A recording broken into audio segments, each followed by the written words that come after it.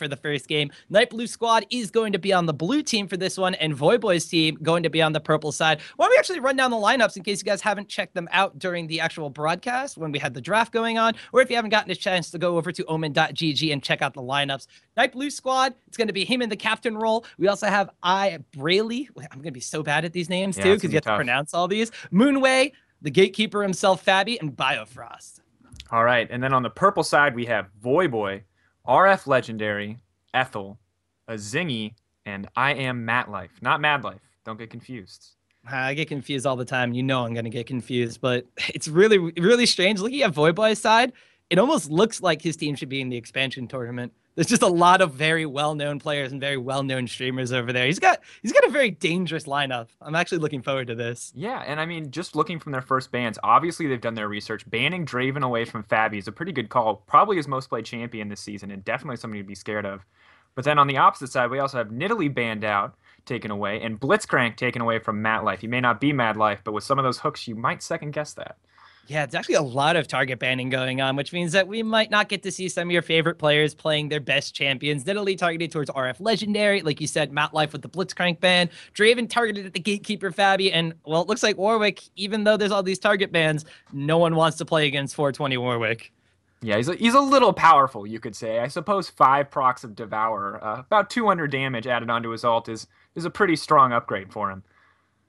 Man, Warwick's just absolutely insane. So definitely when he's the champion that kind of like him and Master Yi hand in hand, if you jump into a solo queue game, those are the two champions along with maybe Katarina or Fizz that you're kind of like, I just really don't want to play against those champions. They're the ones that are really, really stompy, extremely snowbally in some circumstances. So not surprised to see that when you put some of the top challenger and master tier players from solo queue together, he's still a very high priority ban. And actually Pantheon being targeted out over here too. This is going to be towards a Zingy. And I don't really know if it's Pantheon as a power pick or if it's something a Zingy specially plays, because I could see a Zingy running any of the 100-something champions in the jungle. Yeah, I mean, a Zingy alone has just such a diverse champion pool, but just banning out Pantheon does stop you from having to worry about those, those level 2 dragons with Pantheon and anything too obnoxious, so it gives you that peace of mind for sure. We also see Zed banned out. Not a huge surprise. Zed is obviously a power pick here. Also, just in general, we have so many good Zeds in Challenger, so it's always just a safe bet to take that out of the option list. Yeah, with the basically the mechanical prowess of the champion, it's very, very easy to get some outplays going on, as well as some flashy plays, but unfortunately, we're not going to see any of those from a Zed. So Nidalee, Blitzcrank, Pantheon, Draven, Warwick, and Zed, we're just waiting on the first pick here. Lots of discussion, it seems, going down for Nightblu's team. He is the captain. It looks like he may wind up picking up a jungle pick here first.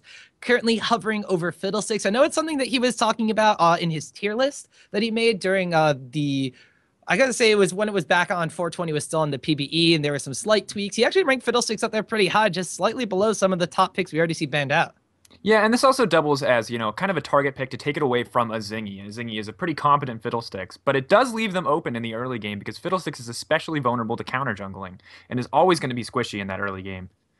We'll have to see what they respond with. Insta-locks right there. Lucian, a very high priority marksman. And I guess you got to complete the 100% lifesteal lane by picking up Thresh as well. Yeah, no surprise here. Strong lane, good against pretty much any lineup. And of course, Lucian probably still the strongest AD carry available next to Corki.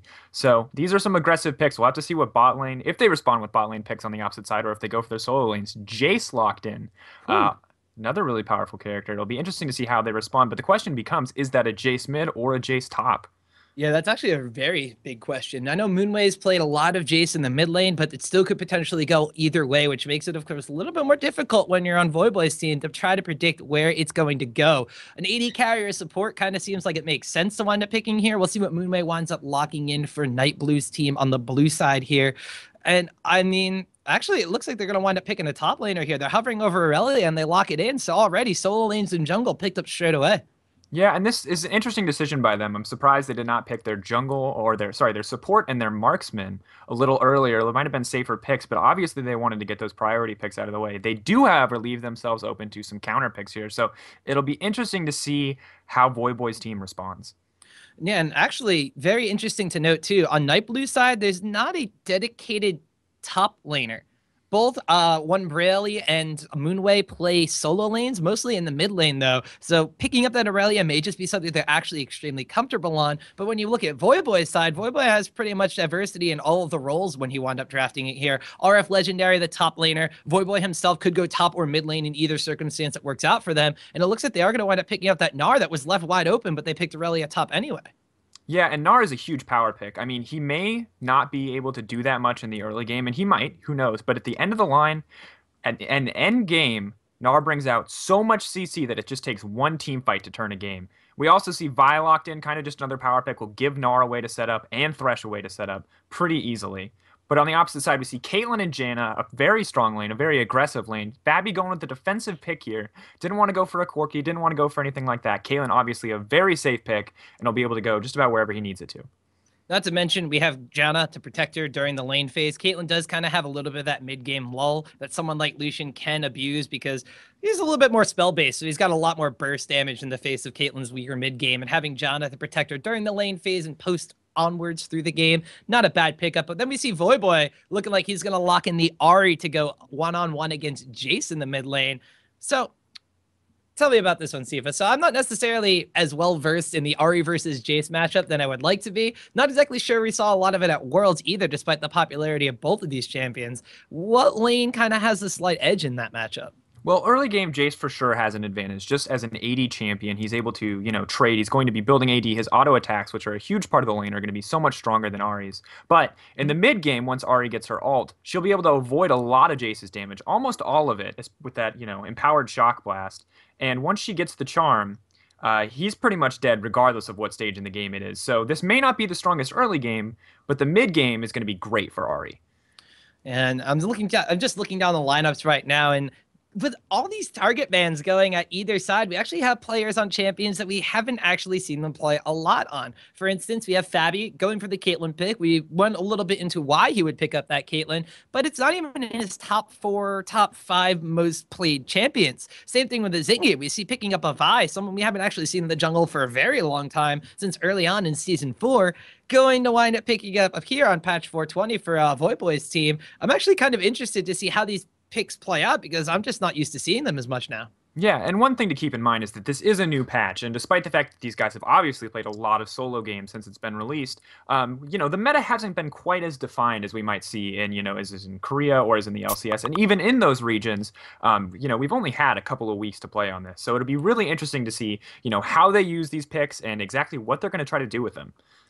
Well, as they say, when things have yet to settle down into a metagame, solo queue is the best place to check it out. So if you guys want to try to figure out what to do on 420, here's the best place to check it out here. This is the OMEN Encounter, guys, weekly draft tournament. If you want to find out more information or check out our awesome sponsors at HP and Intel, head on over to omen.gg. Don't forget, you guys can also wind up voting for which captain you think the team did best, because let's not forget, it's based off of your votes. It's based off of who performs during this week. You guys are going to be able to check the point standings for all the individual players. Like I said, with your votes, you're going to wind up deciding what captain actually gets to draft first for next week's picks. Yeah, so if you want someone to grab that priority pick, if you want someone to pick Fabi first, you really want that, let them know on Twitter and then maybe vote them so they get that first pick on their own. Yeah, guys. I mean, the draft itself was actually pretty fun to watch because he had a lot of Twitch chat interaction with the players, and you had things like QtiePie first picking Blem, which was something that if you're a regular viewer of QtiePie's stream, you were super, super excited about, and if you were one of the other captains, you were just kind of shaking your head about.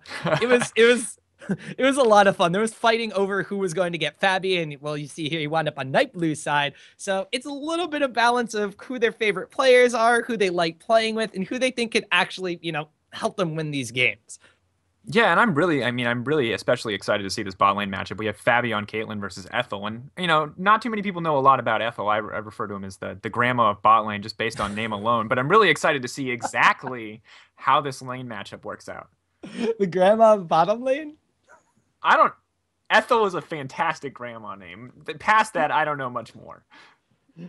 I feel like, I don't know, maybe, I feel like he should be playing support. You could have like the simple succulents Morgana, bake us a bunch of cookies. Yeah, got all those biscuits of rejuvenation. It's perfect.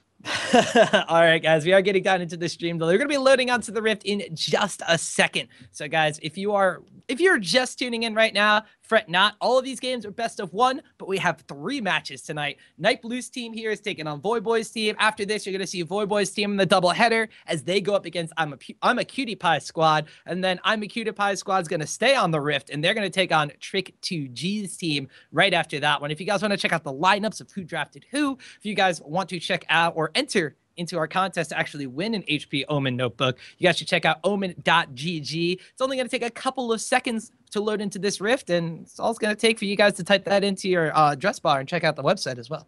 Yeah, it's a really great website to check out, and it'll give you all the information about the tournament and, give you a chance to vote and really make sure to participate in this because you have a huge opportunity here to influence kind of the outcome of these games and to influence the team, you want to see, the 5 players from solo queue that you want to see put together.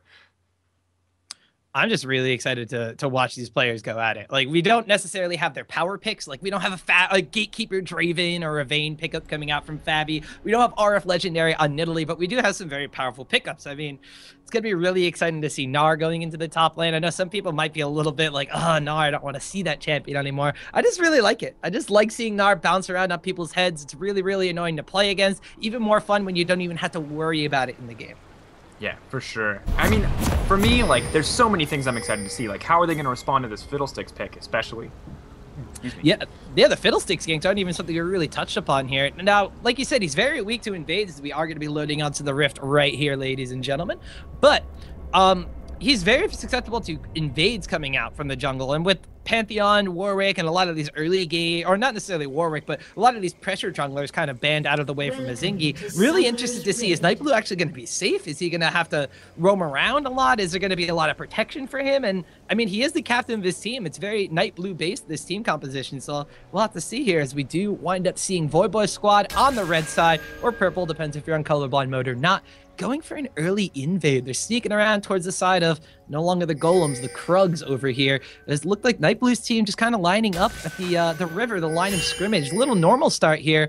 Voyboy squad, though, they look well rehearsed with this one, checking the brushes, putting down the wards over the wall, but it does seem like Nightblu squad knows it's up. They had a ward of their own over by that red buff. Yeah, and we did see them, with those defensive wards early, and now we're going to see the early engage. Well, we got a lot of poking going on. Matlife did not land one of those hooks onto Janna. It was a quick sidestep there from Biofrost. Fabi's going to get a little bit of poke damage himself. We have wards in the river, so Nightblu squad knows that Voyboy squad is going to disengage from this one. And after all of that trip around Summoner's Rift, there's not a lot of action for it. Yeah, it'll be really curious exactly what's going to happen. It looks like both teams just backing out, but I'm wondering exactly what Vi's going to start with. We do see a lot of people start with the Gromp, for that early buff especially, but will she start blue, and will she try to do anything against this Fiddlesticks early game, or is she going to try to put pressure in the lanes instead of in the jungle?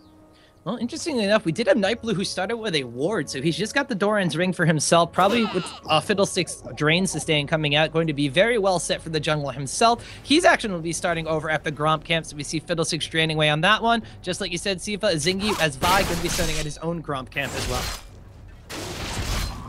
This will be pretty exciting. At this point, I'm just waiting to see exactly how these level 1s are going to work out. We see Lucian taking a little bit of harass in the bot lane, but, nothing to be too shocked by. The Caitlyn early aggression is going to be what's going to keep Fabi in lane and what's going to keep him relevant into this late game.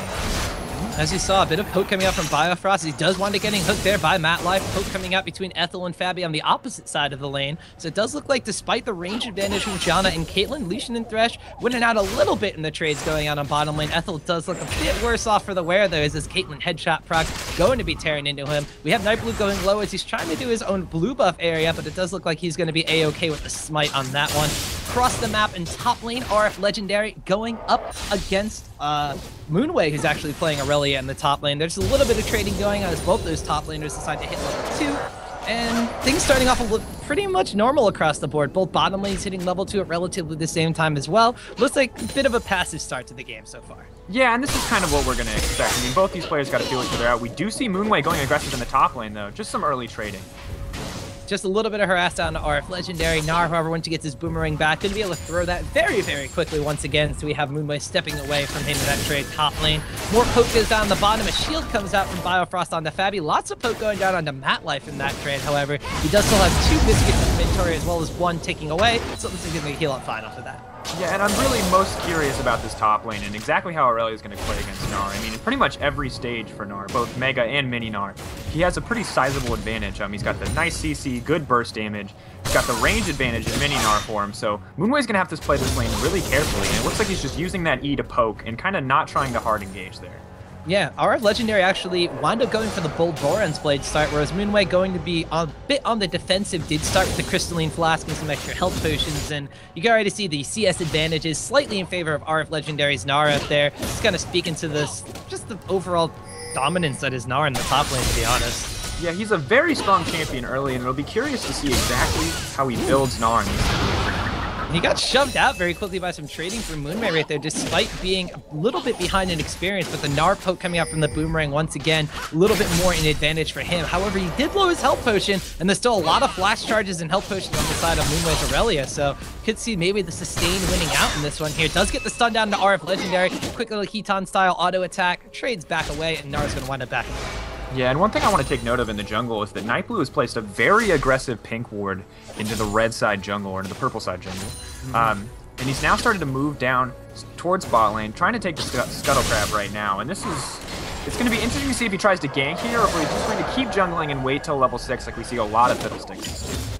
MetLife did wind up using that lantern, and there's a ward just outside the tri-brush. It does look like they see Nightblu coming down. Decide to play it a little bit safe right there. Nightblu's going to turn away, make his way towards Voyboy in the mid lane here. Does not have a ward. Nightblu's going to wind up coming in right here. Flash from Voyboy. The fear goes off. Takes the skies coming in from Jace. The flash and the knockback. Voyboy has trouble. The exhaust went down as well. One more attack, and first blood goes over to the side of Nightblu. And this is very bad news for them. I mean, we're going to see Jace normally starts with a disadvantage just because he has to buy tier every game, but now we've pretty much circumvented that. We've gone around it. He's going to get the tier for free after a kill like that.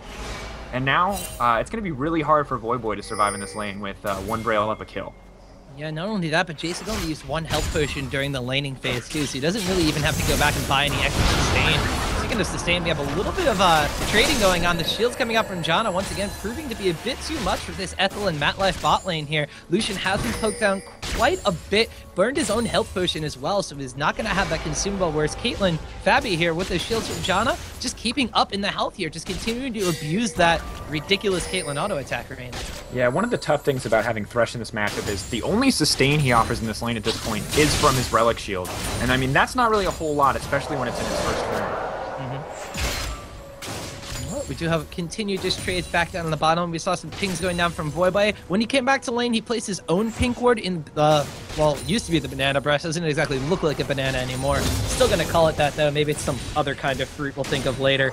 But he placed his own pink ward towards the river over there, and he did not see Nightblu's pink ward. So that deep ward coming out from Nightblu continuing to pay off at this point. Yeah, and you know, it's not surprising that no one has checked that bush. There's not really a whole lot of reasons to walk through there. I mean, even in LCS competitive, that Baron bush gets rarely checked. So, you know, that bush not getting checked, no surprise there. Well, we do have that Baron bush warded off. The Scuttle Crab walks by it. There's a pink ward opposite, but cannot see in that brush right there. So Voyboy does have some wards down, kind of to protect himself from a repeat gank potentially, because his flash is down, but as is Jace's and the exhaust too. So we'll have to see where Nightblu actually wants to maybe go for a gank. He is level 5. On the opposite side, Azingi is already hit level 6. It looks like Nightblu applying some pressure down to his dragon area. Might try to wrestle some ward control. Top lane though, Moonway did get a bit aggressive, jumped a little bit far off. Legendary trying to take this one out. Throws the boomerang, burns the flash from Moonway. He does get the leap in here. Ward goes down. The chase is still continuing in top lane. Kings are coming down. Moonway saying, help guys, help! Nightblu and Jace are coming into the mid lane. They are going to wind up dissuading RF Legendary from the chase. And that's one of the big things about running away from Nars. It's going to be really hard. I mean, that boomerang, it's pretty much impossible to get away from. And what we saw there was, even without range, even in mini Nar form, and actually, bot lane we saw a bit coming in. Zingy did kind of just walk himself in there. Teleports come down from both top laners. Cancels from RF Legendary. It did continue for Moonway, so it's going to be on a slightly shorter cooldown there from RF Legendary. However, Moonway's already towards the bot lane if they want to try to wrestle this dragon control. MetLife and Ethel floating around about half HP or less, but it does actually look like Aurelia decided to recall, so maybe no dragon pressure yet. Just a lot of action and a lot of nothing coming out of that. Yeah, and RF Legendary is going to get a pretty sizable lane advantage for this. I mean, that's basically 2 waves getting pushed into the tower that Aurelia's not going to be able to grab, and it's really good that Nightblu was there on Fiddle to take advantage of that. Otherwise, that would have been so much lost out on for, you know, kind of a lackluster play in the bot lane. Nightblu actually did not even go for a jungle item. He started with the Doran's Ring, Fiddlesticks not necessarily needing the same kind of itemization as other junglers. This lets him pick up those very early mobility boots, which kind of let him mosey all the way up there and soak up that experience. A Zingy on Vi, though, has gone for the Ranger's Trailblazer. It's going to be giving him 15% health and mana every time he smites a monster. We'll have to see if it comes into effect here at this Dragon Tussle. It does look like Voyboy's team actually might just be getting this one for free. Yeah, and that's just them taking advantage of the backs from bot lane. I mean, we just didn't have the ward coverage there to see that coming in. Just good taking advantage of the back, the B-timers from the enemy team on Voyboy's team.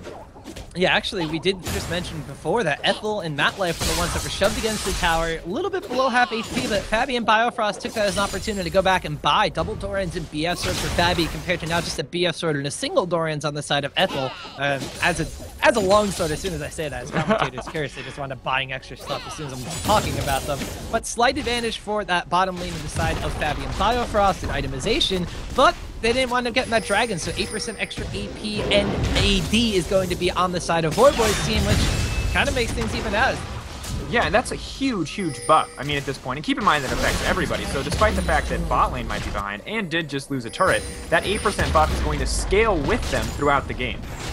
One thing that Nightblu's team gets off of that tower kill they did not get from Dragon on Voyboy's side is some global gold. So they are at about a 1,000 gold advantage. Top lane here though, RF Legendary Moonway. The ultimate's pop from Aurelia. RF Legendary has to use that hop, skip, and jump to get out of there. And a level down Aurelia trading quite aggressively with Nars. Yeah, and that's the thing about Mini Nars. Despite the fact that he can poke, he's not going to be able to hard engage without that Mega Gnar, without any rage building. So good on Aurelia for taking advantage of that window. Does it once again and immediately burns a flash from RF Legendary, getting him down to just 2.5 bars of HP. Bot side, although we did see Nightblu kind of sneaking around here, trying to get a gank off. Without that tower, though, looks like Ethel and Matlife are kind of freezing up the lane. They do have a ward. He's going to spot out Nightblu at the same time as Zingy came up the top lane, and Moonway, actually, the aggression kind of bit him in the butt there as he gets ganked for it. Yeah, it's really surprising they didn't see that gank coming, given the amount of pressure being put on the bot lane. But, you know, you make mistakes, and we'll just hope that he can recover from this one. The ping's going down on Nightblu, trying to get that patented deep ward of his. Matlife does wind up landing on the hook. The lane comes in to get Voyboy. Flash from Nightblu still hits the side of the box. Nightblu's going to go down. Ethel's the one who picks up the kill. Snags himself a snazzy red buff for his troubles. And we did talk earlier about how Fiddlesticks is squishy, but I mean, in that situation, it doesn't matter how tanky you are. Ooh, Matlife with the hooks catches Fabi through the net. The culling comes out, but the shield from John is enough to dissuade Ethel and Matlife from going in on that one. So a 1-0. Or actually, technically across the map, it was a 2-0 in favor of Voyboy's team. Yeah, and I am Matlife coming up big here. I mean, one hook after another, and good hooks too. Interrupting the Caitlyn net there with that hook. Pretty impressive, and it's, you know, a little disappointing it didn't turn into kill, but when you already got a kill on Fiddle earlier, I mean, you just got to be happy with that. Well, Voyboy's team did get one dragon. They lost their tower and gave up first blood, but now they are in the driver's seat at 2-1. Slight gold advantage in their favor, despite being slightly behind in some global objectives. And we're going to have to see what happens at this point. Ethel and Matlife, they're making some plays bottom side, but they did lose that tower. And if you know Caitlyn, you know her as that annoying character that once you knock down one outer tower, she systematically goes and starts knocking down other ones. So is Nightblu's team going to siege? They got the Fiddlesticks to dissuade with a dive if they have to. They have the Janna to disengage. I mean, they're well poised for it. Yeah, and definitely this is a team that's going to be able to push. I mean, the Jace gate alone will give them enough pressure to take most of the outer turrets, but when combined with a Caitlyn and a Janna, that is so much pushing potential. That's pretty much what we're going to see here from them all game, I imagine. A little bit of a cheeky smite from a Zingy on the Scuttle Crab, steals it away from Moonway, who was trying to bully him off of that one. So Scuttle Crab on the Baron side in control of Voyboy's team. Scuttle Crab on the bottom side loses another day. Then comes Nightblu in the mid lane, and Ethel popping to the rock in a hard place, gets obliterated. Voyboy going in. Winds up getting dissuaded from the ace in the hole coming out from Fabi. Teleport in from RF Legendary. Hooks across the way onto Moonway, and Matlife's going to get knocked back up from the Janna ultimate. And the Zingy comes in, does want to dunk it down on Fabi, but Nightblu picks up a kill on a Zingy. Voyboy, though, still alive. Comes and gets a double kill, a triple kill for himself. Matlife picks one up as well, and all across the board, it is a 4-for-2, somehow in favor of Voyboy's team. Yeah, and on the one hand, you have to, you know, kind of criticize Ethel there for not being more aware of that Fiddlesticks gank, but with Voyboy's team, followed up so well on that. Once that cooldown was blown, they knew they had nothing to be scared of, and they went all in on that team fight. It paid off for them. Matlife hitting that hook over the wall, RF Legendary teleporting in with that Mega Gnar, offering so much CC to the team, and just shutting down the majority of their carries. Well, we were saying how Nightblu's team might be better at sieging down on towers and poking out the team, but when it comes to a Gnar teleporting and jumping in your face, it's really hard to kind of get away from that one. Not only that, the Janna ultimate was good. The Monsoon disengaged the Gnar, but you still had a Zingy coming in with the Assault and Battery just locking down on Fabi, and you can't knock Vi away from that. Yeah, nothing's going to stop that, and that's one of the reasons why I'm questioning the Janna pick. Despite the fact that she is probably the strongest support in the meta here, you do wonder why they didn't pick up a Morgana to kind of protect them from that pick. Meta shmeta, this is 420. It's the wild, wild west of picks here, Sifa. Don't worry about that. But we do have Voyboy's team now with a solid advantage. 1.5k gold, rounded, give or take 100 or so, in the bank for them. And Dragon's going to be coming up in about 50 seconds. They have the timer on that one. Nightblu's team doesn't. They didn't even see him doing it. Oh, actually, Trey's going down top lane. RF Legendary gets aggressive on Moonway, but Nightblu's going to come into the top lane over here. There's a ward in the brush. The fear goes out, but Moonway is super low. Nightblu gets the drain on. RF Legendary transforms in the middle of it. Nightblu sidesteps that one on the bottom side. They are fighting Biofrost. Braille and Voyboy are going at it in the mid lane as well. Trades all across the board. A lot of action and no kills coming of it. And this is the kind of carnage we expected from all these solo queue legends. You know, we expected fights all over the map, and we pretty much got it. Really poor timing on that top lane gank. I mean, RF Legendary had that rage meter build up at the perfect time. Oh man, that's just nasty there. Zingy wound up sandwiching with Mat Life onto Biofrost, and they're going to pick up a kill on the enemy support. That's going to lead the Dragon Pit unwarded. So that's going to be not only Dragon coming up in 3 seconds, but Zingy and Mat Life stealing away this red buff from the side of Nightblu's team too. For a team based off of Captain Jungler, he sure as heck has no control over his own. I was going to say, yeah, this team is looking so much more objective focused. You can see very well that Voyboy's team has been practicing together. They have a very well-defined strategy, and the players seem to be much more aware of the objectives and much more on top of the vision game. Well, second Dragon goes down for the red team, so now they have 2 stacks of that Dragon Slayer. Going to be giving them 50% extra damage to minions and monsters. Could help with a little bit more counter jungling, could help with the pushing factor against such a very poke and pushy kind of enemy team coming out from the side of Nightblu Squadron. They do end up clearing out their own red buff area, so they know that that one is gone. But at the same time, they're just hemorrhaging objectives right now. Lost a red buff, lost a dragon. At the same time, Ethel, split plus Lucian, takes down bottom tower. And you could easily argue that the second dragon isn't that important, but once they get the third, it's going to be so hard for this poke comp to keep these champions off of them. You know, that third buff is 5% movement speed, and against a team that really doesn't want to hard engage outside of the Fiddlesticks ult, it's pretty scary to have a Gnar and a Vi that much faster. Yeah, the extra movement speed is absolutely killer. Not to mention this, but Voyboy's side of the team, so one of the ways that you kind of deal with a poke composition is the fact that you can maybe get a pick on them if you have a really good angle. Obviously, the way you get control of that is to get a lot of vision down. So with Zingy, he wound up going for, it looks like he went for the Warrior upgrade onto his Ranger's Trailblazer, and then went for a Sight Stone. So he's providing extra map control and extra vision on top of being, well, everywhere that Nightblu isn't right now. Yeah, and similarly, the same way you stop those picks is vision, we just see really lackluster vision control coming out on the opposite side.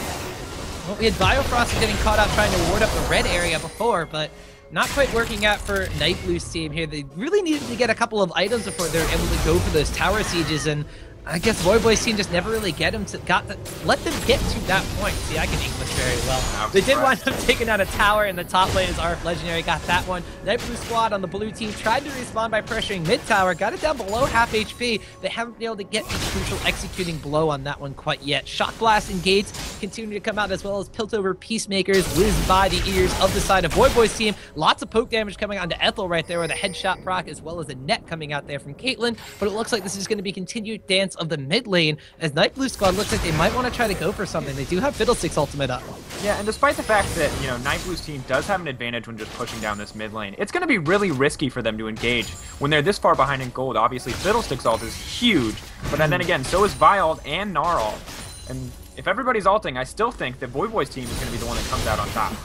Well, we're going to have to see. They do have the gold in their pockets. They do have the dragon buffs on their side, and the health bar is slightly in favor of Nightblu's team, though. Voyboy's been eating a lot of the poke on his side right there. We'll have to see. Fabi and Braille, though, just continuing to shove out in this mid lane. We do have Moonway, who decided to go towards the top side of the map, but RF Legendary, very crucial level advantage up here. 11 compared to 10. We see trades going down, and Moonway, he's got to get out of there, taking half his HP and damage just for getting one stun and a rush down onto RF Legendary. Yeah, this is pretty bad for their team, honestly. I mean, the difference between Gnar level 6 and Gnar level 11 is huge. The duration on his stun increases every time he takes another point in it. What we're gonna have to see here, we do have, I mean, we've kind of beaten a dead horse at this one. The fact that Nightblu3 team has a lot of hope and they're just getting engaged on here, including Ethel going aggressive on the Fabi. The culling comes out, heal and flash burned on top of that one. Nightblu was trying to go over the wall with his ultimate, got canceled by Matt Life. A Zingy winds up dumping him down. The Assault and Battery, Wallbreaker as well. Ethel does pick up a kill, but this one's on Nightblu, not down on Fabi. Continuing to wrestle ward control. RF Legendary teleports down here as well, and it looks like it's Voyboy's team is the one that wants to take this bottom tier 2 tower. And I think they're going to. And keep in mind that, you know, RF Legendary responded down as or teleported down as a response to Aurelia's teleport. So, just really solid play here. Hook coming in, the flash from Biofrost to RF Legendary jumps and shoves him against the wall with the Gnar. A Zingy picks up the kill on Moonway. Flash Hook and Flash Blade from Jace, but Voyboy goes out on Rampage. He takes down Biofrost. Gate and Blast come out. Voyboy's extremely low. He takes a ride on the Thresh Express. Does get himself out of there. Who needs to take the tower? And you can take their lives by diving it. Though Ethel's stuck between a rock and a hard place, tries to get out of this one. RF Legendary gonna try to dissuade the enemy team from chasing down forward. A quick dash away from that Shock Flash and Gate combo gets Ethel and RF Legendary out of that one. All in all, looks like it was a 4-0 in favor of Voyboy's team. Yeah, and if you're wondering why people pick Gnar, that right there pretty much sums it up. That ultimate and that W are so powerful when paired together. So much CC, you can lock down an entire team if you need to. Well, there's going to be... They have to try to not get locked up. That's the thing right here. They are, like you said in Champions, like, squishy team, really good at poking, not so good at straight up fighting. Whereas on the side of Voyboy's team, they're just jumping in there, quite literally. They have a Vine, they have an Ahri, they have a Thresh, they have a Gnar. All of these champions are going to be able to jump into the middle of the enemy team composition. And it looks like Nightblu's team kind of just defaulting to, I kind of hate to say it, I mean, these are solo queue challenger and master tier players with the solo queue mentality of push mid, push mid. Yeah, and this kind of thing we see a lot is really dangerous for the team especially. I mean, all the pressure in this game at this point is pretty much on Biofrost to get that perfect Monsoon or that perfect Tornado and disengage. Outside of that, their team is going to have a really hard time winning any fight. Calling comes out from Ethel, but Moonway is going to wind up taking a couple of blade surges forward, gets the stun down on him. Shock Blast and Gate come out, a flash away from Ethel, but one quick take of the ultimate from Moonway secures the kill. That's a little bit of respite there for Nightblu's team. Yeah, and keep in mind in the bot lane, we do see Voyboy starting to go aggressive here on Fabi. Oh man, Fabi just disappeared from that one. Voyboy just going in with a DFG, just ultimate combination right there. That's what Ahri does. She blows up squishy champions. And Caitlyn, she's at that point. She's only level 10. This is the point in the game where Caitlyn's not that late game, big, strong carry Caitlyn. So very easily taken out by Voyboy there. There is going to be a tower, it looks like, falling down in the mid lane. Finally, they take that extremely low HP tower down in the mid lane. So that's going to be 2 towers compared to 2. It's even across the board on that, with the goal definitely in favor of Voyboy's team by about 4 towers. Yeah, and keep in mind, Voyboy right now is 5-1-3, finishing that DFG so fast, and opting for Merc Threads to slow down that Fiddle Seer. Really strong build coming out, and of course he's able to pop that, who has no defensive items. And there's that Dragon 3 I was talking about earlier. That movement speed boost is going to be huge for their team. And it is looking harder and harder for Nightblu's team to pull out a victory here. Yeah, Nightblu's team down 3 dragons. We saw this, if you guys didn't, spoiler alert for OGN earlier today, but we saw Samsung's team going up against, against Kate, wasn't KT, yeah, it was KT, I believe. And they wound up taking, they were ahead slightly in the beginning, took so many dragons and were able to snowball a huge advantage off of that one compared to the 0 that KT had taken. So going for that 4 or 5 stack dragon is extremely, extremely crucial. And Voyboy's team, on top of the advantage that they have right now, once they get that next dragon, that's it. They have the 4 stacks. They have everything they need. Any dragon after that is going to quite literally be over. Yeah, it's going to be really hard for them. And the second that 5th buff comes out, the game is pretty much over for Voyboy, or for Nightblu's team. They're going to be struggling, and they're already struggling here, but they do have an opportunity to get back into this game. They just have to be really smart about how they play their objectives at this point. Yeah, so you hear that Voyboy continuing to get some forward map pressure on the red side of Nightblu's team's jungle. And just look at that area of the map. It's lit up like a Christmas tree, but red lights all over it. Nothing blue there. Braille actually going to eat a charm and a quick orb deception. Goes to half HP. The culling comes out to force them away from that tower. It's only at about half HP. We're going to see if it winds up going down. Meanwhile, RF Legendary kind of doing some 2v1 duty on the top side of the map for himself. Voyboy did pop his ultimate, going in on Fabi, gets the shard. Matlife's one actually picks up the kill for that one. The mid tower does wind up going down, and in comes over the wall is a Zingy. He gets dunked down onto Nightblu. It's a double kill for Voyboy over the wall, and everybody from Nightblu's team is just scattering right now. 3 of them are down, 0 from the side of Voyboy's team, and right now it's just looking like a massacre, Sifa. And the big mistake there, for me at least, from what I saw, was committing 2 people to the top lane to try to shut down RF Legendary in the jungle, and then leaving everyone in the mid lane out to dry. We saw Voyboy wrap around the back there, and pretty much they just collapsed on them and crushed them, with almost effortlessly. One thing that's, oh man, Moonway gets charged up right here. Voyboy getting a lot of damage. Actually put back onto him right there. Matlife does throw out the hook, and it looks like Moonway's going to try to get away from that one. Baron goes down. That's going to be a nice addition into the 3 dragon stacks they currently have on the side of Voyboy's team. With that extra buff to the minions when they walk through a lane, it's going to be really hard. Right now, Nightblu's team can't even kill enemy champions. A Baron buffed up minions, those are impossible to kill sometimes. Yeah, pretty much. Just looking difficult. Once again, we see Ethel playing a little forward there. Ethel's one actually picked up the kills. Voyboy flashed in and picked up the kill on Abby as he was actually trying to aim and hasten the hole. Maybe a little bit of over-aggression as they walk into a blind Fiddlesticks ultimate over the Raptor wall there. 2 quick kills picked up on the side of Nightblu's team. They're looking to try to press this advantage. Ethel is extremely low. He can't really stick around to defend right here. And Nightblu's team, actually, after that Baron goes down and they get the respawn timers out, they're the ones looking to push down this mid lane net. Yeah, and they have about 20 seconds here to push, so with any luck, they'll be able to get 2 towers, although staying for too long could spell death for them. They do get the 2nd tier mid tower, so they've evened up the count at 3 apiece, and it's actually going to be a 2nd tier tower down from the side of Nightblu's team. Actually, maybe even wrapping around for a 2nd one here, or 3rd one here.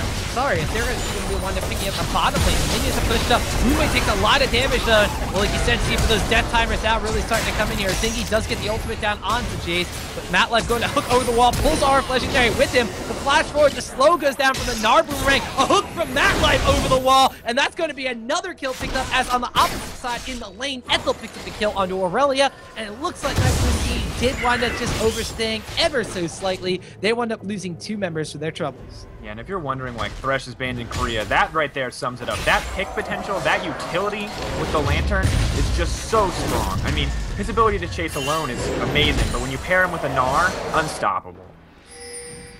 Well, Voyboy's team did have a little bit of overextension after that Baron, but Nightblu's team responded with overextension of their own. So now it's 17 compared to 6 in the kill count, 4.5k gold compared to 43.5k gold compared to 35.7k gold. 3 towers apiece on both sides. Tier 2 did take a lot of damage, but so does Fabi as he just walks into an unwarded jungle right here. Killing spree for Ethel as he walks up and picks up the kill with a quick little double shot from Lucian. Yeah, kind enough to swoop in there and snag that kill away. That's what AD carries do. They need to get those kills so they can carry the game. Well, honestly, I think at this point, the carries we're looking at are Gnar, Voyboy. We've got a lot of CC, and more than anything, this is a team fight-oriented team. No one person, is responsible for this game, but we've got hooks coming up from Matlife. We've got great engages coming out from our Legendary. Voyboy's team appears to be playing on another level. Yeah, Matlife actually, speaking of him, 2-0-12. Only man not to die in this game. Has 14 of the 18 kills he's participated in for Voyboy's team. So looking quite good for himself. RF Legendary 1-1-9. Pretty big numbers from his Gnar in the top lane as well. On Nightblu's side though, they're struggling a little bit. Captain's at 1 core and 4 on his jungle. Fiddlesticks pick, not exactly working out for him up there. Actually, Fabi on that Caitlyn pickup too. 0-5-1 right now. There are a bunch of different AD carries that were open.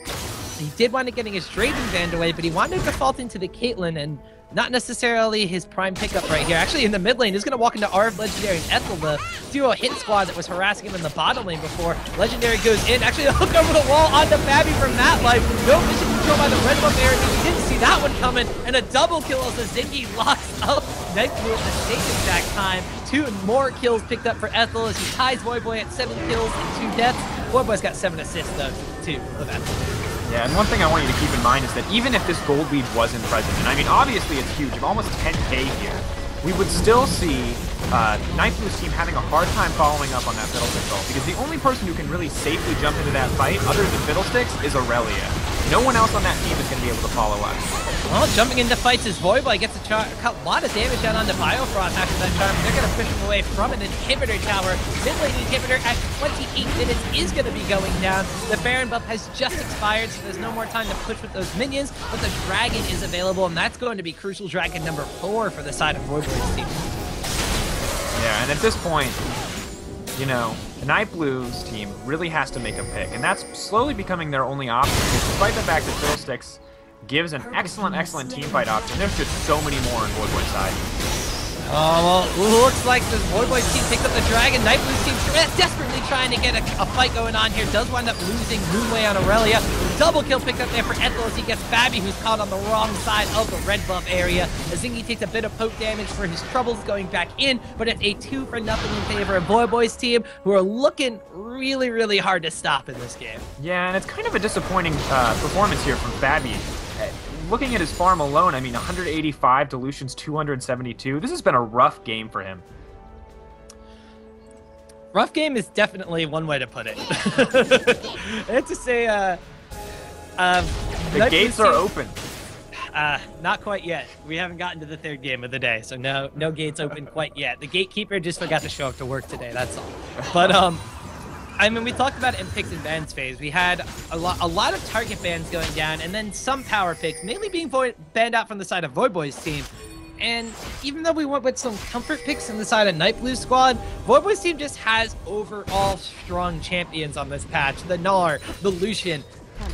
I'm gonna go out and say Vi, especially against the team composition that Nightblu's team is running right here, looking extremely strong. Voyboy waiting in the enemy jungle, knows there's no vision over there. Voyboy going to want to pick up another kill on Jace right here. Solo kill for the now 8-2 and 8 Ahri. Can she get away from Moonway though, as he and Biofrost both kind of come around the corner a little bit too late, but Voyboy's able to just walk himself out of that one. Yeah, and the Rylai's Crystal Scepter Vi, a little questionable in a lot of circumstances, but doing so well for Voyboy here.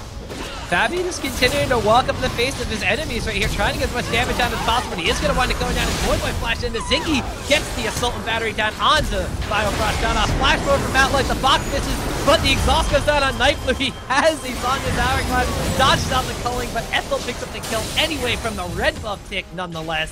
That's going to be 4 down now from the side of Nightblu's team. It was 5 when Moonwave it was 5 when Moonway fell before, but it looks like that Voyboy's team going to want it waltzing in here. The mid inhibitor is still down. Both these Nexus towers go down, and it's going to be GG's here. Voyboy's team takes the opening game of the night. Yeah, not surprising. The level of coordination you saw here, just amazing. Voyboy's team coming in strong.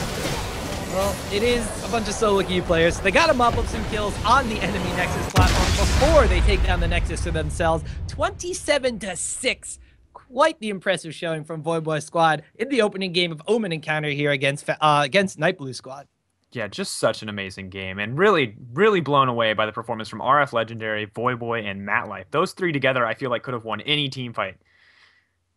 Yeah, it was just actually extremely impressive. We talked about how some of these teams were practicing together. Voyboy's team was one of those teams that were playing rank 5s, although be it they were